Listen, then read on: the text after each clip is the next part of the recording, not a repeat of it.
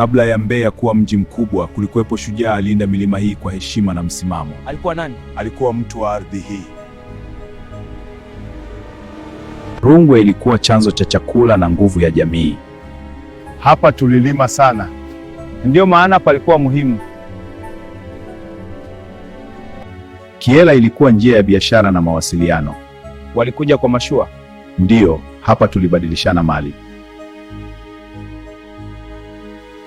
Tukuyu ilikuwa makazi ya familia nyingi za Wasafwa. Hapa ndipo tulijenga nyumba. Ni nyumbani kwetu.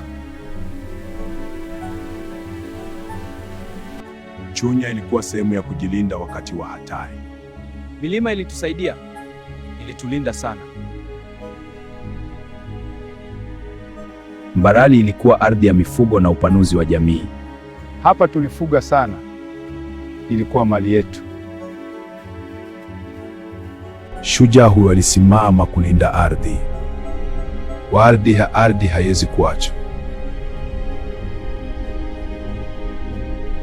Historia ya Wasafwa imeandikwa katika milima ya Mbeya. Ni hadithi ya umoja na kulinda asili. Asili ni nguvu. Hii ndio historia ya Wasafwa.